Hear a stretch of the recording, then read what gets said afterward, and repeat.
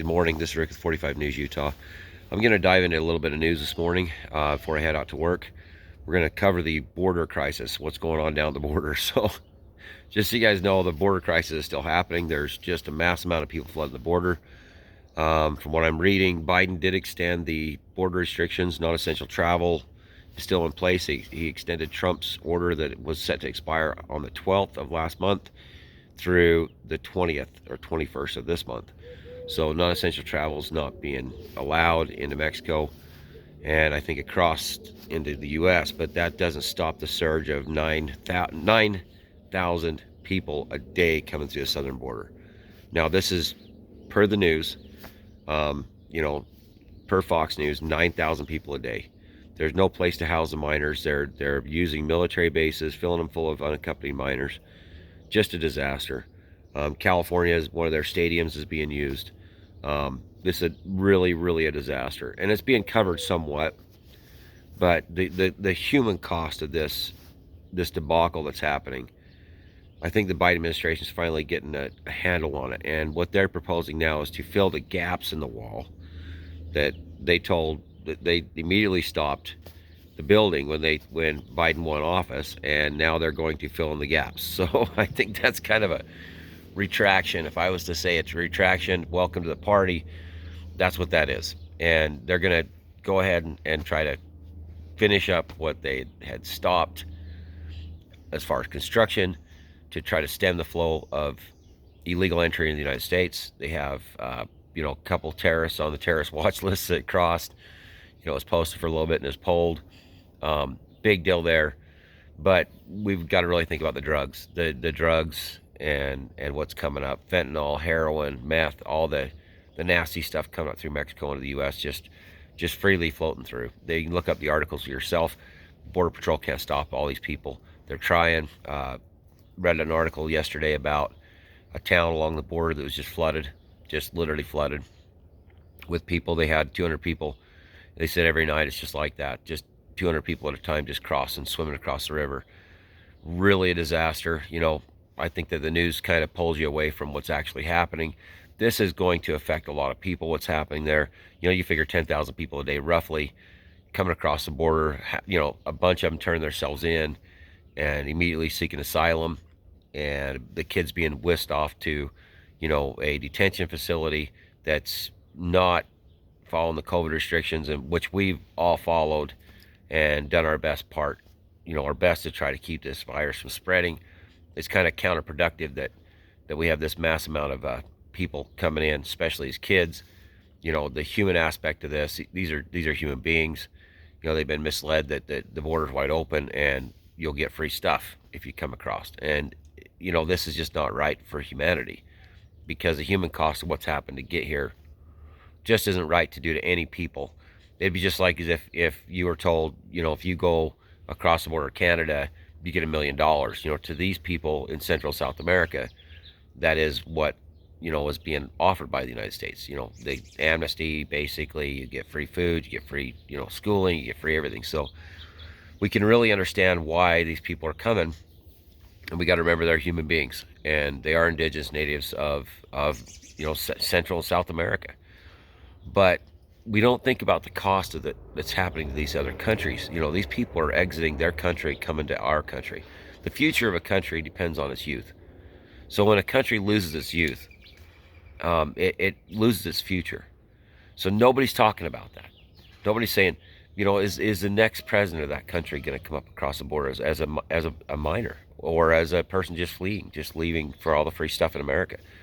This is the things that nobody's talking about. You have to remember, if you have your next generation and you're trying to run a country that's still basically third world, but you lose the opportunity for your country to develop and become more advanced as far economically and by human rights, losing half your population is never going to fix your problem. It's the damage being done to Central and South America right now is actually catastrophic.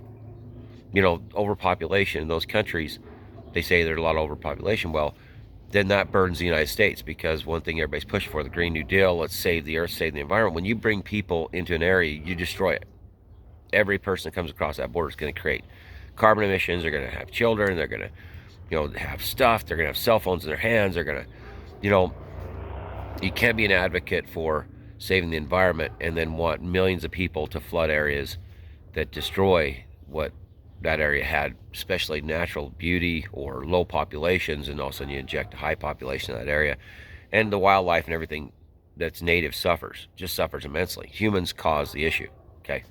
They cause global warming. They cause all that. If you believe in all that, climate change. But when you take third world people that don't have all the technologies, all the vehicles, all the stuff that's creating this and driving these demands, you just inject millions of people that are going to want that demand. You're basically working for the corporations to get free labor. Don't let anybody lie to you. Cheap labor, subsidized labor is what the corporations are after. They want people to come here, work in their factories, and just do what they want them to do, and then subsidize them the whole time. That's one big deal. Secondly, if you're going to inject this amount of people into the workforce, you're going to cause the people that are here, they're struggling, especially after COVID, they're going to go through a lot more. You're just taking jobs, you're taking opportunity. You beef up the workforce for, people that are just scraping by. Now they're going to have to compete with a new generation of people just cross the border, fresh new people that are subsidized, that will have all medical, dental, food, the kids will get schooling. So you got to really think about that's going to be our children, and our workers have to compete with not just 100,000 people. We're talking 1 million people by May, 2 million people into July, 3 million people. So, an area, small town that is already having a hard time. People are cleaning rooms or, doing the service industry. Well, when you bring in a lot of people that are willing to do it for cheaper, because again, they're subsidized, they get all the free stuff, it's gonna be a catastrophe. Plus, grades K through 12. We're barely getting our schools up and running. We haven't fixed all the issues with overcrowding, with the lack of funding for our schools. When you bring in a bunch of kids, people that have a lot of kids, because, no offense, but, in Central South America, they have a lot of children. It's just notorious. America, 1 child, two kids per couple. So a lot of people that move here will have 6, 7, 8 kids. And that's going to burden, again, the system. So the legal immigration needs to be right, and it needs to be followed, not let's open up the border. So now the Biden administration's having a really hard time dealing with the actual flood of people that's coming here. These are human beings. They should have the same opportunities. But remember, their country, their homeland, where they're from, is going to suffer. You're just basically pulling the carpet out from underneath these countries of ever developing and becoming, a modern country. So that's my opinion piece this morning on the news. And if Biden fills the wall, we can say a flip-flop. But, a lot of times this is what the administration gets to see what the problem is. They got the votes, they got the issues, they wanted.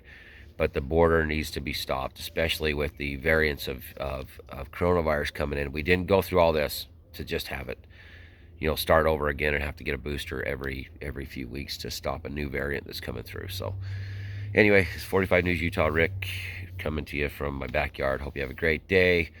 Hopefully get another news piece up later tonight, and I will talk to you later.